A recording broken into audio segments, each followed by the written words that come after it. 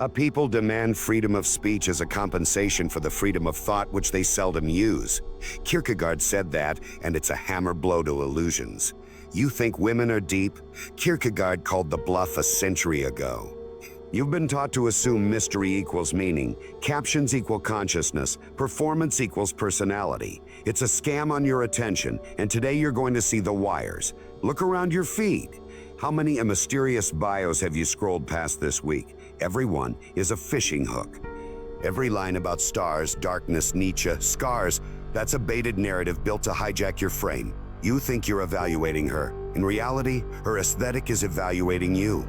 Picture this, you're at a cafe. She quotes Nietzsche with flawless eyeliner. Her tone is velvet, her gaze steady.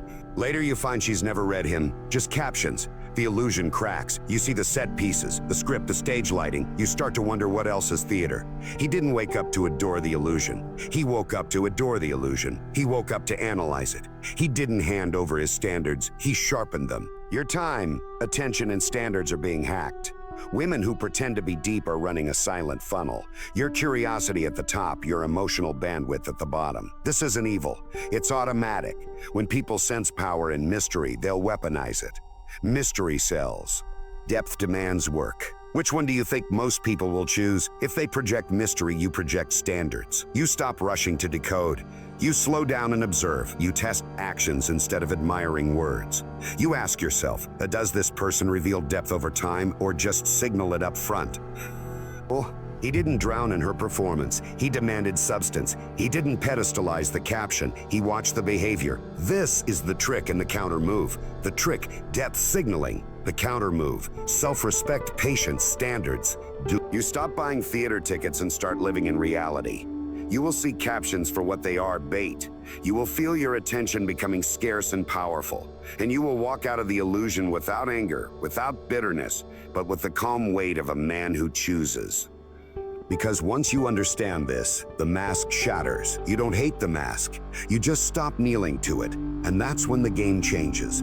Depth signaling is theater. She quotes philosophy in a caption, posts shadows, writes lines about scars, and you assume you found meaning. But meaning costs sweat. Signaling costs nothing. Which one do you think most people sell? Ask yourself, does she live by the words she flaunts or does she only pose next to them? Would you still be impressed if the quotes disappeared and all that was left was action? Picture this. She tells you she's haunted by the infinite. Sounds poetic, right? Then you notice she hasn't finished a single book in years. The mask slips. The question hits. Who are you actually engaging with? The person or the performance? He didn't pedestalize mystery. He tested character. He didn't assume captions of equal depth. He demanded proof. If she projects the illusion of substance, you project the standard of substance. If she floats in vague riddles, you anchor yourself in clarity. Here's the truth. The man who buys performance gets played by performance, gets played by performance. The man who builds his own depth attracts depth without begging for it. Which one are you? He didn't hand away attention for free. He invested it like gold. He didn't worship her curated image. He watched her consistent actions. True self-respect isn't about hating the game. It's about refusing to kneel to the stage. When you stop chasing appearances, you start living by standards. And when you live by standards, you stop asking, is she deep enough? Instead, the real question becomes, am I? You've seen her before, the mysterious woman. She posts a black and white selfie with a line from Rumi. She captions her night out picture with Kierkegaard. She wears oversized sweaters, stares into the distance, and writes about the universe. And you assume she must be profound. But pause. What if you're not chasing depth? You're chasing a brand? That's the first truth you need to swallow. Mystery is easy to fake. Depth is hard to live. And most people would rather fake than fight. Think about it. Would you still swipe right if she posted her grocery list instead of her lost and thought aesthetic? Be honest. A friend of mine dated a so-called philosophy major. He was captivated by her quotes and reflections. Months later, he found out she had taken one elective. Her sources, Pinterest boards, not Plato. The illusion was shattered. The mask slipped. The brand collapsed. He didn't keep feeding the performance. He saw through it. He didn't pedestalize her captions. He tested her actions. Here's the brutal truth. Women know the power of signaling. They know men are drawn to a mystery, and mystery packaged correctly looks like depth. Trauma stories, poetic bios, vague captions about the universe, they all serve the same purpose, to signal she's more than surface. But does signaling equal substance? No. Depth costs discipline. Depth demands solitude, reflection, scars, wisdom. Signaling costs nothing but time with an editing app. That's the mirage you're trapped in. You see water in the desert, you run toward it, but all you touch is sand. If she signals depth without receipts, you slow down and test. You ask, what book shaped her thinking and how?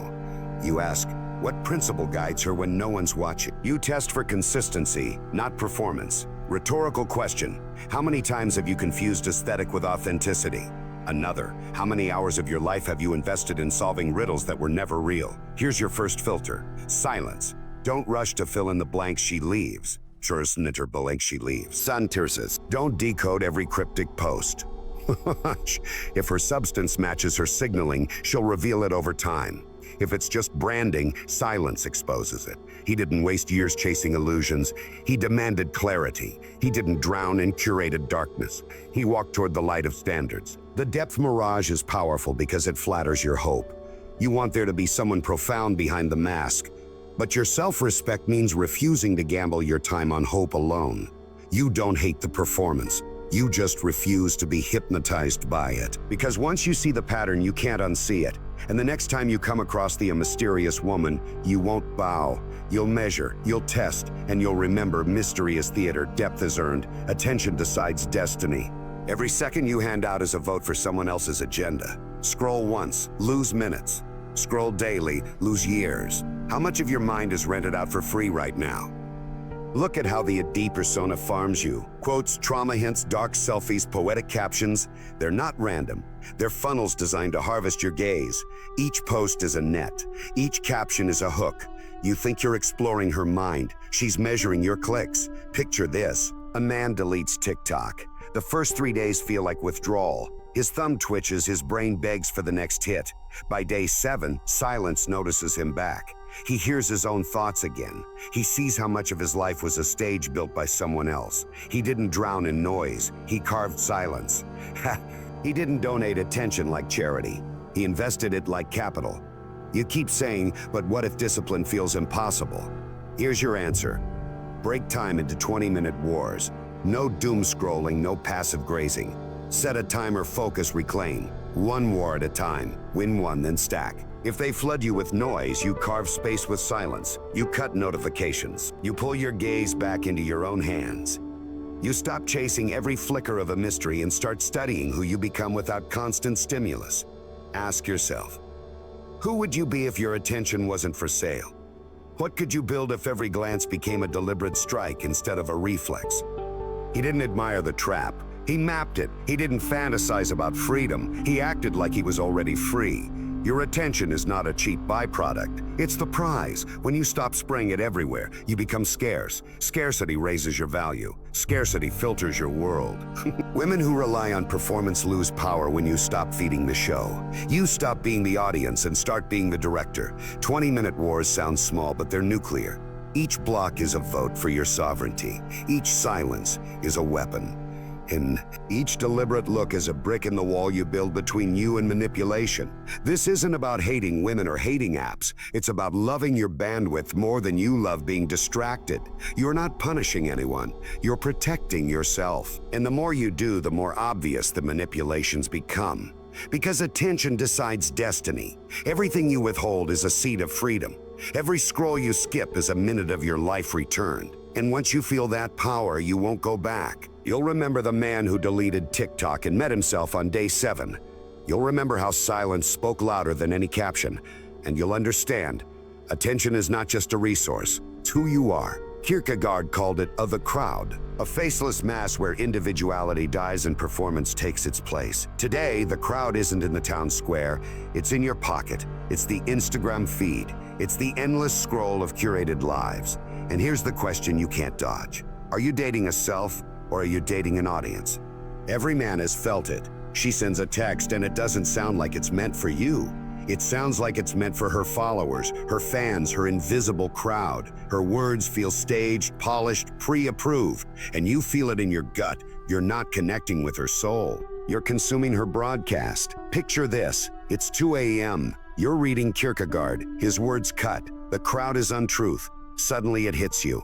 The girl texting you isn't talking to you. She's talking through you. You're just another mirror reflecting her performance back to the stage. Your chest tightens. The realization stings. You're not in a relationship. You're in an audience. He didn't keep clapping for the performance. He walked out of the theater. He didn't confuse applause for intimacy. He demanded presence. This is why existentialism matters here. Kierkegaard said the individual must stand before truth alone, without leaning on the mask of the crowd. Apply that filter to modern dating, and everything sharpens. Is she grounded in herself, or is she playing a role for likes, comments, validation? When she speaks, do you hear conviction or echoes of what she thinks people want her to be? Ask yourself, are you relating to her or relating to her performance? Are you building something real or applauding from the cheap seats? If she plays to an audience, you exit the stage. That's the rule. You're not a prop, you're not the laugh track, you're not the applause machine. You are the man who measures substance against show. He didn't get lost in curated mystery. He built clarity. He didn't pedestalize the actress. He sought the individual behind the mask. This shift takes you from reactive to reflective. Reactive men chase signals. Reflective men pause, test, observe. Reactive men drown in noise. Reflective men choose silence and spot the truth. And here's the brutal truth. The deeper your own individuality, the less tolerance you have for performance. The man who has standards doesn't beg for access to the crowd's approval. He stands alone, and that's why he commands respect. So the next time you're tempted by the Oedip persona, remember Kierkegaard's warning. The crowd is untruthful. Your self-respect is the truth. Don't date the performance. Don't date the audience. Date the individual or walk away. Signals are easy. Substance is earned. That's the first reality you have to accept if you're going to stop losing years to illusions. Look at the profiles you're scrolling. Quotes, filters, soft lighting, aesthetic mood boards, trauma hints and captions. And yet the values underneath wobble like jelly when you push even a single question. Spot the inconsistencies. Ask yourself, do her stated principles line up with her daily behavior? Does the person who posts about empathy treat waiters with respect? Does the one who claims to be a reader ever finish a book? When's the last time you asked, what does that mean to you? Picture this. A mentor asks you one hard question in a bar, just one. Her entire Oedip narrative collapses in 2 sentences. The silence afterward is louder than any caption she ever posted. You feel the air change like a set collapsing after a play. He didn't let charm hypnotize him. He measured character. He didn't accept words as currency. He demanded proof in action. Here's how you run the test. Step 1, don't feed the performance. Withhold the easy admiration. Step 2, ask one grounding question. Not aggressive, grounding. Something that forces a real answer. Step 3, wait. Silence is your ally. Patience reveals truth faster than interrogation ever could. If their story shifts under scrutiny, you disengage. You're not punishing. You're protecting your attention. You're refusing to build a future on a moving floor. Ask yourself, how many of your past mistakes came from believing aesthetics were values? How many heartbreaks came from trusting curated personas? How much of your self-respect was spent trying to make their script into your reality? He didn't drown in the script. He stepped into the pause. He didn't pedestalize the actress. He looked for the author behind the lines. Standards charm. This is not a slogan. It's a survival code. Charm is a reflex. Standards are a filter. Charm can be rehearsed. Standards can't be fake. When you bring standards into every interaction, you stop chasing and start selecting. Silence is your hidden weapon. When you don't rush to fill the gaps, you create space for reality to show up. People who have substance will step into the silence with clarity. People who only have performance will fidget, redirect, or disappear. Either way, you win. If he rushes to decode every riddle, you slow down and observe. If he leaps at every bait, you hold the frame and test. If their values evaporate under a single question, you don't negotiate. You exit. You exit. He didn't mistake mystery for mastery. He required alignment. He didn't confuse captions with convictions. He watched consistency under pressure. This is how you live standards instead of slogans. You run the test. You ask the grounding question. You give it time. And then you decide not based on how you feel in the moment, but based on what survives scrutiny. Because the truth is this, the world is flooded with signals. Very few people live with substance, and the man who can tell the difference doesn't just win at dating. He wins at life. He builds alliances with people of integrity. He cultivates depth in himself. He stops outsourcing meaning to curated aesthetics and starts generating it from within. When you hold this frame, you're no longer reactive. You're reflective. You're no longer a volunteer in someone else's theater.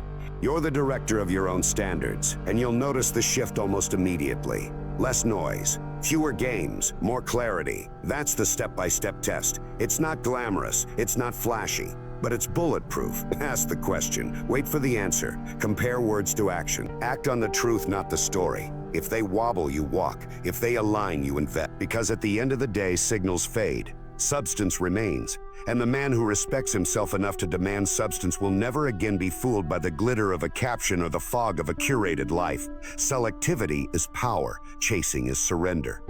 Every time you lunge towards someone who hasn't earned you, you announce your scarcity to the world. You tell her, I'm available for anyone who signals interest. And that's why she tests you. Not because she's evil. Because testing reveals if your frame is real or rented. Self-respect through selectivity begins with one decision. You stop auditioning. You stop scrambling to be chosen. You start being the standard. The scarcity mindset says, if I don't act now, I'll lose her. The sovereign mindset says, if she's real, she'll meet my pace. Which one feels stronger in your bones? Ask yourself, why chase mystery when you can build mastery? Why throw yourself at a curated image when you could become the man who filters images with a glance? Here's what happens when you stop replying instantly. She reveals her true colors in 48 hours. Suddenly, the deep conversations evaporate. The cryptic captions fade. The test begins. And in that silence, you see who's genuine and who's running a script. He didn't panic at the test, he welcomed it. He didn't scramble for approval. He stood still and measured. This is where screening questions, time tests, and behavioral patterns come in. A screening question isn't a trick, it's a reveal. You ask one question that forces a real answer. What does loyalty look like to you? How do you handle conflict? Then you watch, you give time, you test for consistency. If she tests your frame, you respond with standards, not scrambling. If she cancels at the last minute, you don't beg for a new date, you hold the line. If she tries to pull you into drama, you stay grounded. This isn't arrogance, it's calibration. Think about it. The men who attract the most respect are the least reactive. They're not ice cold, they're steady. When she pushes, they don't break. When she invites, they respond with measure. When she disappears, they don't chase shadows. He didn't build his identity on being chosen. He built it on choosing. He didn't flood women with attention. He invested attention like equity. The scarcity mindset keeps you trapped in fantasy. The sovereign mindset builds reality. Scarcity says, I need her to complete me. Sovereign says, I'm already complete. I invite equals. Scarcity rushes to reply. Sovereign observes before engaging. Scarcity negotiates his boundaries. The sovereign enforces them quietly. Your screening process should have layers. Layer 1, time. Don't rush. People who have substance will reveal it gradually. Layer 2, behavior. Match words against patterns. Layer 3, stress. Watch how she acts under mild disappointment or delay. Does she stay respectful or does she lash out? Ask yourself, how many red flags would you have caught earlier if you simply slowed down? How much pain could you have avoided if you tested before investing? If he treats every interaction as a sprint, you treat it as an interview. If he gives away validation like candy, you make validation the reward of earned trust. If she can't handle your pace, she's not aligned with your values. He didn't collapse under pressure. He grew taller. He didn't mistake testing for rejection. He used it as data. Here's a practical move. Delay your responses, not as a game, but as a self-check. If you're always on call, you're training her to see you as a commodity. If you respond when it's authentic, you're training both of you to see each other as equals. Second move, ask grounding questions early. They don't have to be heavy. What's your idea of a great weekend? What do you value more, comfort or growth? The answers reveal priorities. Third move, watch how she responds to a no That single data point tells you more than 100 ES conversations. Does she stay composed or does she punish you? If she tests your frame, you respond with standards, not scrambling. You slow down. You observe. You protect your time. You make it clear without hostility. Respect is mutual, or there is no exchange. And in trees, he didn't lose himself chasing validation. He became validation. He didn't beg for alignment. He lived in alignment. This is the hidden power of selectivity. It rewires your brain. You start to feel that your attention is expensive. Your time is rare. Your energy is royal. Your energy is royal. You stop seeing rejection as loss and start seeing it as filtration. You stop fearing the empty space and start using it as leverage. The sovereign man knows the woman is also testing. And that's okay. Testing isn't the enemy. It's the reality of mating and social interaction. She wants to know if your frame is real or a costume. When you hold steady, she feels safe. When you scramble, she feels doubt. Ask yourself, do you want to be remembered as the man who chased or the man who chose? Do you want to be the noise or the signal? Or to be the noise or the signal? He didn't shrink to fit the test. He used the test to grow. He didn't let scarcity dictate his moves. He let sovereignty shape his standards. Practical rule of thumb: 1 part action, 2 parts observation. 1 part initiative, 3 parts patience. Flip the ratio. Let time work for you. Let time work for you. Let silence be your ally. Let her reveal herself fully before you commit your resources. Because selectivity is not about being cold or manipulative. It's about being awake. It's about protecting your dignity from your own impulsiveness. It's about refusing to let your hormones sign contracts your standards can't afford. And when you live this way, everything changes. You stop feeling like dating is a battlefield and start feeling like it's a garden. You plant only what you want to harvest. You prune what doesn't serve growth. You invest in soil, not weeds. He didn't hunt endlessly in deserts. He cultivated an oasis. He didn't spray his attention like confetti. He placed it like a crown. That's the power of selectivity. It's not a tactic. It's an identity. You're not waiting to be picked. You are the one who picks. You're not scrambling for her frame. You are the frame. And when she sees that, the tests end, the games dissolve, and mutual respect begins. Because at the end of the day, why chase mystery when you can build mastery? Why volunteer as a prop when you can be the standard? Selectivity turns the whole game upside down. And once you taste that power, you'll never go back to chasing again. Depth attracts depth. That's the law nobody tells you because it doesn't sell subscriptions or go viral. Everyone wants to talk about tactics, but the real magnet is who you are becoming. When you build inner depth, you stop chasing performance and start drawing in substance. You flip the lens from a "what is she projecting" to a "what am I constructing?" And suddenly, the game changes. Ask yourself, what book are you mastering while she's curating her feed? What skill are you developing while she's editing her highlights? Which hours of your day are devoted to becoming sovereign instead of scrolling? Instead of scrolling. Picture this: 6 months of morning writing, no hashtags. Just a notebook and your thoughts. Day 1 feels awkward. Day 15 starts to hum. Day 90 becomes ritual. Your mind becomes a fortress no caption can penetrate. Ideas sharpen. Standards harden.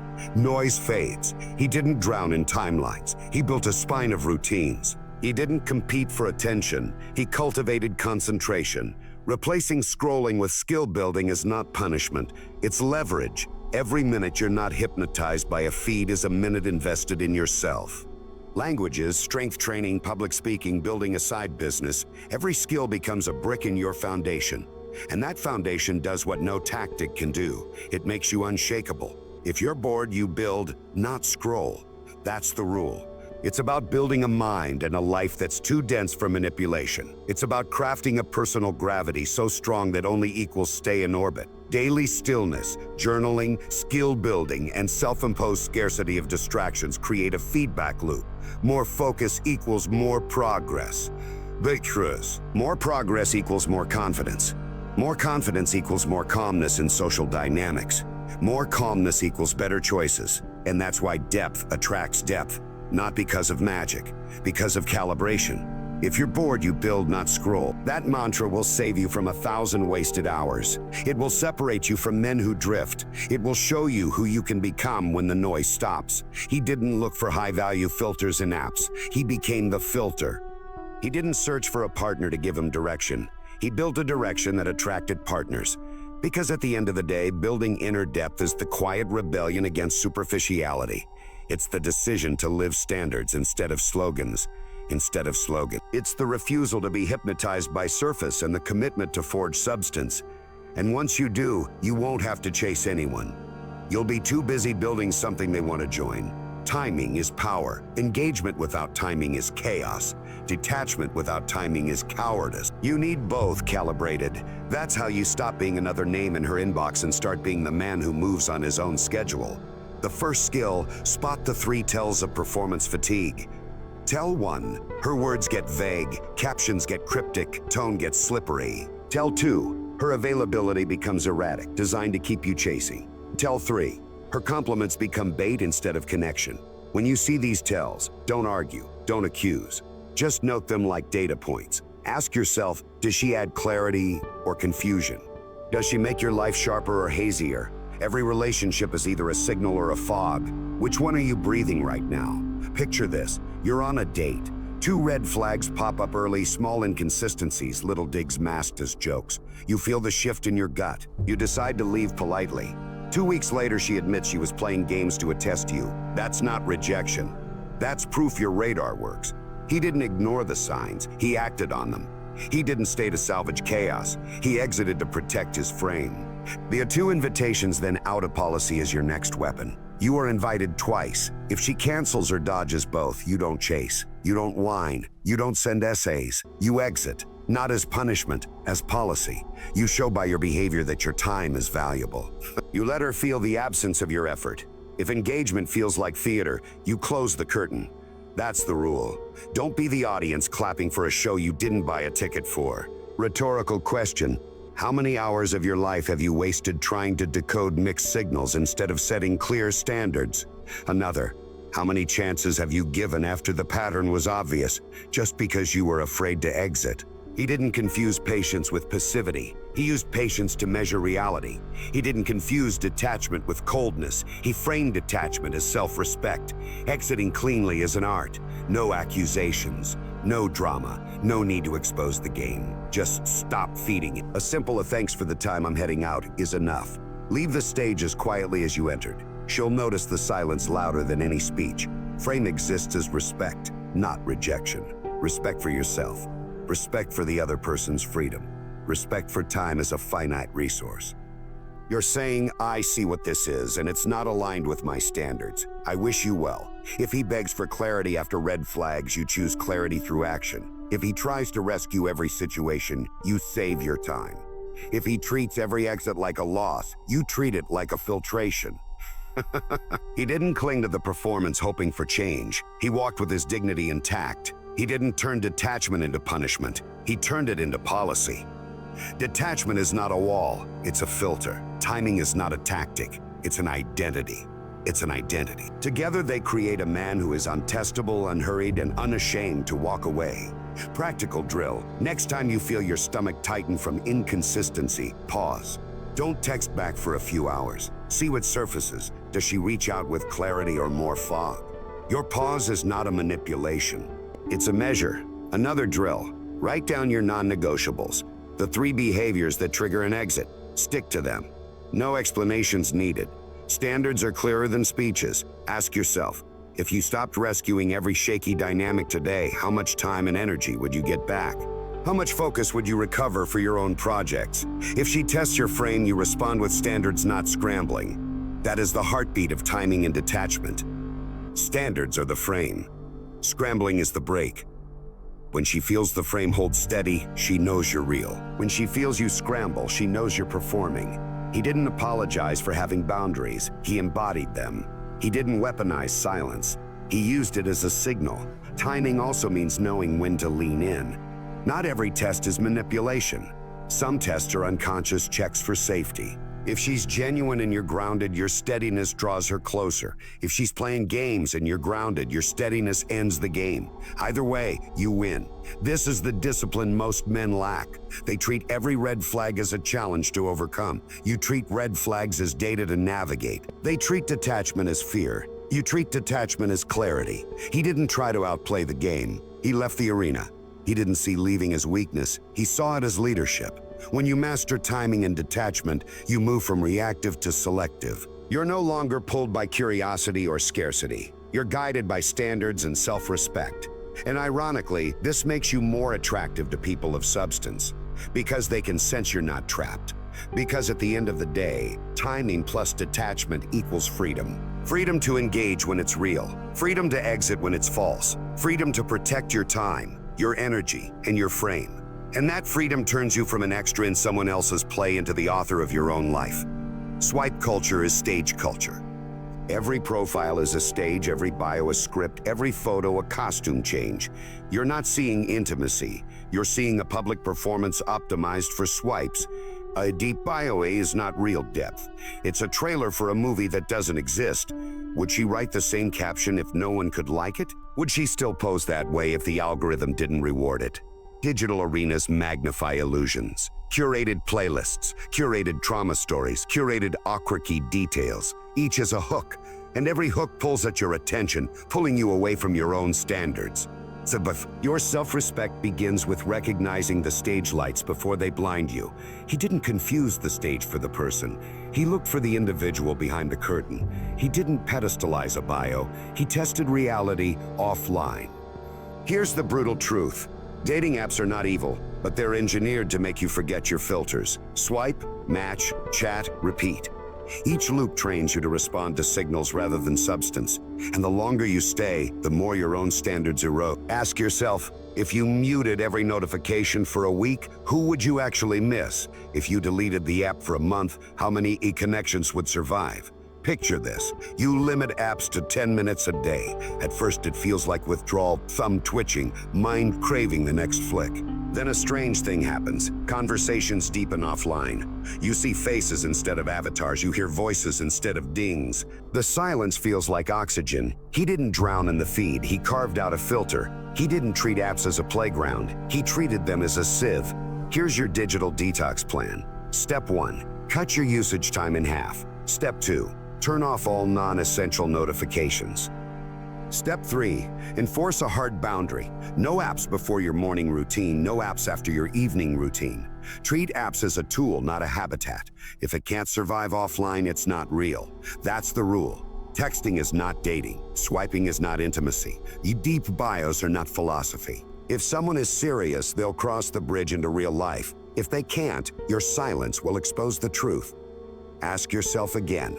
Does this digital interaction add clarity or confusion? Does it build a connection or just prolong distraction? If he treats apps like destiny, you treat them like data. If he chases every match, you filter ruthlessly. If he loses hours in the feed, you gain hours in reality. He didn't feed the algorithm with his neediness. He starved it with his standards. He didn't outsource his social life to a screen. He built a life that screens couldn't compete with. Turning apps into filters, not prisons, means designing your own criteria. You're not just swiping on looks, you're reading patterns, response time, consistency, willingness to meet in person. Quality of conversation. Every data point is a filter, and every filter protects your time. Practical move. Message fewer people but with higher intention. Set a 72-hour meet rule. If it doesn't translate to a phone call or a coffee, you move on. Second move. Journal your app usage. Write down how you feel before and after. Watch the pattern. Third move. Schedule an offline event each week to meet people in real contexts. Because at the end of the day, your standards in the digital arena are the same as in real life. Scarce attention, high self-respect, clear boundaries. Apps should serve you, not own you. He didn't chase pixels, he built presence. He didn't brag about matches, he invested in mastery. And once you live like this, the apps lose their grip. The stage fades, the performers vanish. What remains are real people willing to step off the platform and meet you where substance lives. That's how you turn the digital arena from a trap into a filter, and that's how you keep your standards untouchable. Stop scanning for a deep woman. Become depth. That's the shift. When you live this, you're no longer a hunter with empty hands. You're a standard with gravity. You stop asking, who will complete me, and start living, who is equal to me? Ask yourself, what does a woman feel sitting across from a man who needs nothing? How does she act when she senses she's meeting someone who isn't starving for validation, who isn't hoping for mystery, who isn't hypnotized by signals? She relaxes, she reveals herself, or she leaves. Either way, you win. After a year of standards, you meet someone equally sovereign. The conversation feels like oxygen. No tests, no riddles, no drama. Just two people at eye level. That's what happens when you stop chasing and start building. He didn't wait for someone to hand him depth. He built it in himself. He didn't seek validation in every profile. He validated himself in silence. Align inner values and outer behavior. If your calendar contradicts your captions, you're faking depth just like the personas you criticize. Every habit you build is a message to yourself. Every boundary you enforce is a message to the world. When inner and outer line up, you don't need to announce standards, you radiate them. If you embody depth, you magnetize depth. If you live standards, you attract standards. If you choose stillness over scrolling, you signal abundance. Ask yourself again, how would your life change if every interaction had to pass through your standards first? How many distractions would vanish? How many quality connections would appear? He didn't keep scanning for perfect captions. He became the man whose life needed no caption. He didn't perform depth for applause. He lived depth for himself. Invite only equals. That's not arrogance. That's calibration. You're not saying, I'm above. You're saying, I'm aligned. Equals challenge you, build with you, hold you accountable. Anyone else is a tourist. If he lowers his standards to avoid loneliness, you raise your standards to build a legacy. If he treats relationships like trophies, you treat them like alliances. If he thinks mystery is power, you live mastery as power. He didn't treat his life like an audition. He treated it like a throne. He didn't wait for permission to be sovereign. He practiced sovereignty daily, close with this mantra. I embody depth. I attract depth. I am the standard. I choose equals. My attention is gold. My silence is power. My presence is rare. Because at the end of the day, becoming the depth you seek is the only permanent solution. No more chasing illusions. No more worshiping signals. No more hoping someone else completes the picture. You become the picture. You become the filter. And in that identity shift, you stop hunting and start ruling. He didn't chase mystery. He built mastery. He stopped feeding his imagination with curated shadows and started feeding his discipline with deliberate practice. Picture a man closing his laptop at midnight, not to scroll, but to finish his last set of push-ups and underline the final sentence in a book. Mystery lost its pull because mastery became his oxygen. He didn't pedestalize captions, he tested character. No more decoding cryptic bios like sacred texts. No more applause for borrowed quotes. He asked one grounding question and listened. He waited for action. He watched consistency. That patience revealed more truth than any DM ever could. He didn't rent out his attention. He invested it. Every minute he reclaimed from the feed became a brick in his fortress. He stopped scattering his focus across 100 screens and started pouring it into his craft, his body, his circle. Ask yourself, how much of your attention today is rented out and how much is owned? He didn't fear silence, he wielded it. Silence became his filter. Silence became his test. Silence became his weapon against manipulation. Instead of flooding a conversation with needy texts, he let pauses stretch until the truth surfaced. Instead of chasing answers, he watched patterns. Instead of chasing answers, he didn't seek depth, he embodied it. No hashtags, no humble brags, just habits, routines, and standards repeated until they became his signature. He didn't have to tell anyone he was sovereign. His calendar showed it. He didn't have to brag about being disciplined. His results whispered it. One of his results whispered it. If he scrambles to impress, you slow down to measure. If he performs for approval, you perform for mastery. If he collapses under test, you stand still and let the test reveal itself. Ask yourself, who would you be if every he didn't in this list became your reality? What would your day look like? What would your relationships feel like? Picture this, you're at a cafe. Someone tries to bait you with vague compliments and delayed replies. You lean back, sip your coffee, and smile. You know your worth. You don't chase, you don't explain. In 2 days, the act collapses, and you've lost nothing but illusion. He didn't drown in scarcity. He radiated sovereignty. He didn't rush to close the gap. He let the gap reveal the truth. This is the contrast you must live with. Each he didn't becomes your boundary. Each he did becomes your identity. Not theory, not slogans, daily choices. Micro-actions, your life becomes a rhythm of standards, patience, silence, and selection. If they flood you with noise, you carve space with silence. If engagement feels like theater, you close the curtain. If attention feels scattered, you gather it into mastery. He didn't build his life on hope, he built it on proof. He didn't cling to signals, he invested in substance. He didn't try to impress strangers, he impressed himself first. This is your closing mantra. I don't chase mysteries. I build mastery. I don't pedestalize captions. I test character. I don't rent out my attention. I invest it. I don't fear silence. I wield it. I don't seek depth. I embody it. Because once you live through these reframes, the game is over. You're no longer hunting shadows. You're casting gravity. You're not reacting to the stage. You're setting the stage. And anyone who steps into your orbit feels it instantly. The difference between a man performing and a man who has become. Behaviors are not people. Standards clarify consent. They don't strip it. Respect is mandatory, not optional. Coercion is weakness disguised as power. Influence is clean only when choice is preserved. Ask yourself, are you shaping behavior or trying to own a person? Picture this. You pause mid-argument, lower your voice and listen. The tension dissolves. If he pushes past consent, you enforce the line. He didn't exploit choice, he honored it. He didn't demand compliance, he inspired it. And if you're facing mental health, legal or financial crises beyond influence, you step back and seek trained professionals immediately.